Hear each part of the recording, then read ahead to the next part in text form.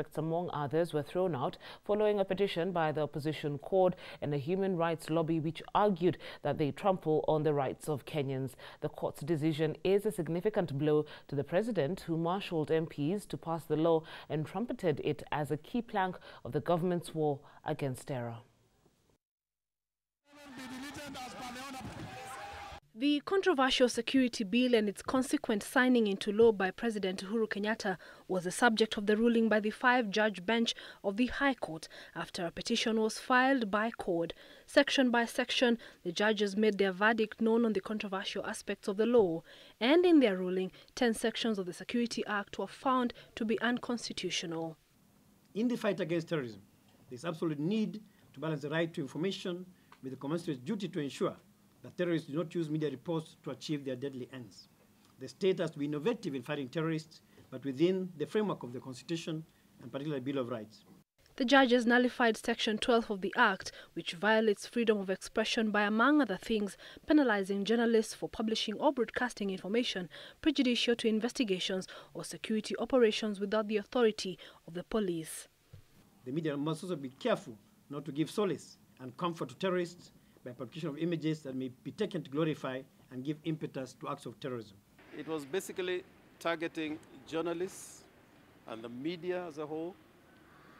And secondly, it was also targeting the progressive forces within the political class. So I think this is a big day for the media. I think the media should be celebrating. The court also ruled as unconstitutional section that violates the right of suspects to be informed in advance of the evidence against them, the right to remain silent, as well as the right to be released on bond. Section 95, which created the National Police Service Board, was also found unconstitutional, and the government has already declared its intention to appeal. They were looking for a way where once arrested, you're as good as convicted. And I think the judges have come out strongly in defense of the right to fair trial, which is a non-derogable right.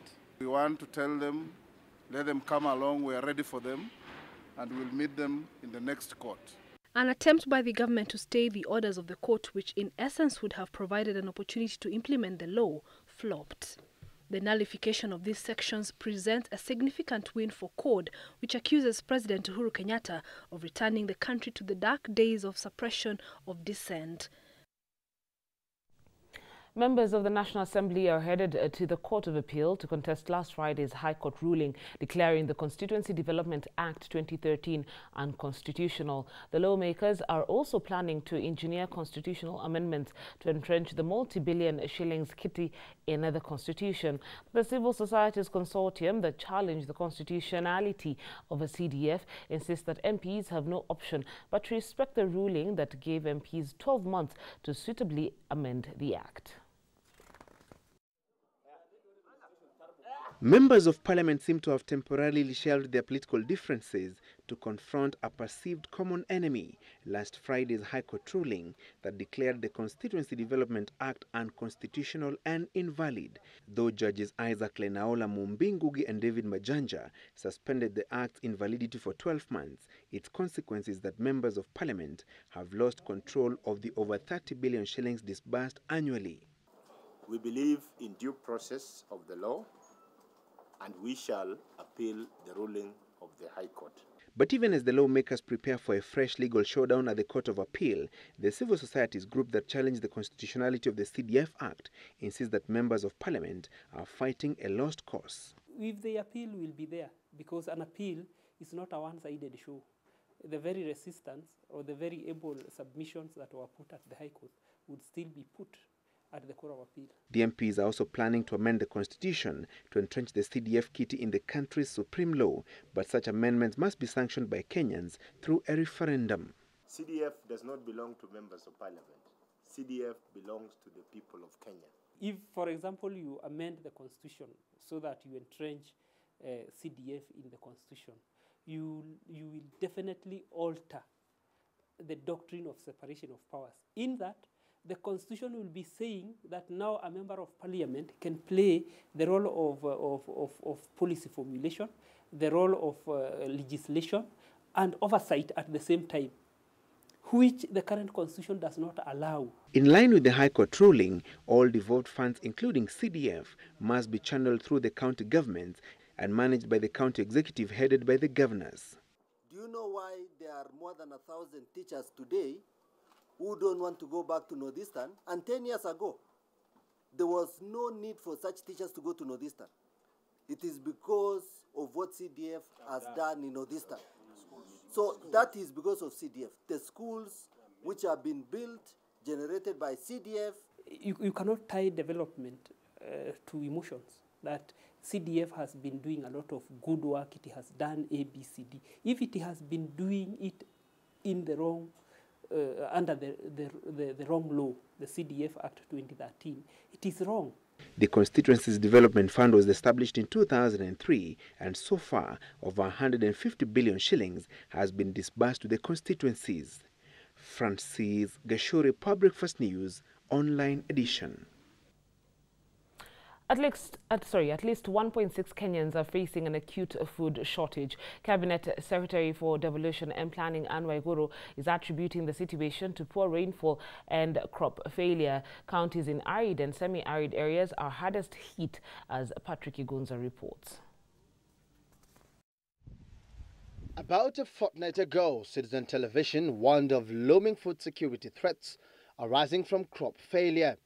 And now the government has confirmed that farmers in Tharaka Nithi, parts of Meru, Kitui and Makueni counties will indeed lose half of their expected harvest.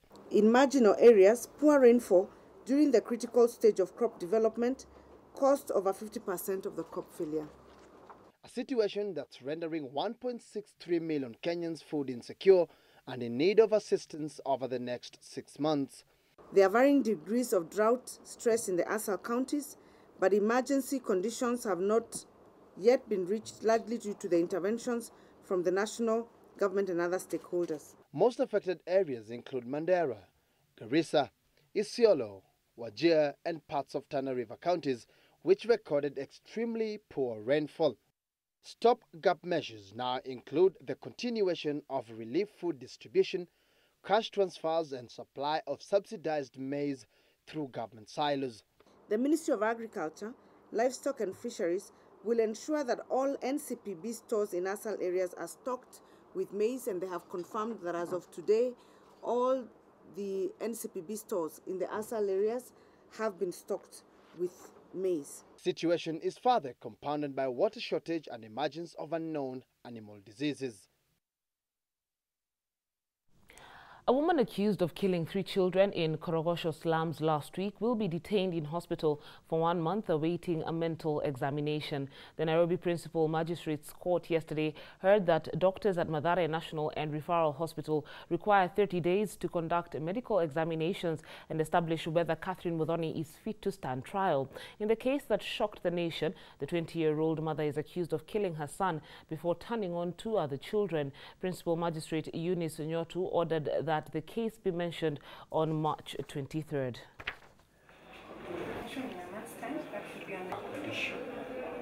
That led to the commission of this offense.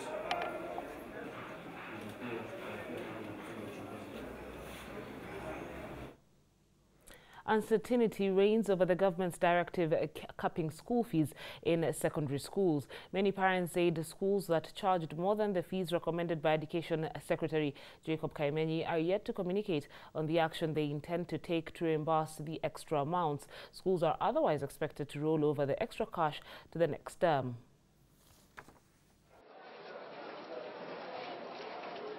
It came as a breath of fresh air when the government released secondary school fee guidelines aimed at stopping schools from raising school fees beyond the reach of many. According to the guidelines, secondary boarding schools should charge 53,553 shillings annually, an amount spread across the 3 school terms, with the government paying 12,870 shillings per student as a subsidy. This takes cognizance of the fact that teacher redistribution, as mentioned earlier on, and employment, rationalization of non-teaching staff, as was mentioned earlier on, merger of uneconomical schools and implementation of proposed subsidies are yet to be effected. You know, this is something which will be done later. So you have to take factor that. It is a directive which, once implemented, would bring relief especially to parents with children in national schools, which on average charge over 80,000 shillings. At Lenana High School, for example, at the beginning of the year, parents were required to pay just under 90,000 shillings, about 35,000 shillings more than the sum stipulated by the government. While Miranda High School gave a fee structure of just over 87,000 shillings. At Aquinas High School, parents paid about 82,000 shillings at the beginning of the term, an amount similar to that levied by Dagoretti High School. However, in an interesting twist, it emerged that Pangani Girls High School, a school that has performed well through the years, charged students just 43,400 shillings each, an amount far beneath that charged by other schools, the thought of a refund now welcomed by parents. But not so fast. By Monday morning, many public secondary schools had not communicated the way forward. Several parents we spoke to expressed their eagerness to find out whether the new guidelines would come into play and what that would mean for those who had already paid the fees in full. We've come to the end of the Power Breakfast news for this morning. Many thanks for joining us. Let's now have a musical break. Enjoy.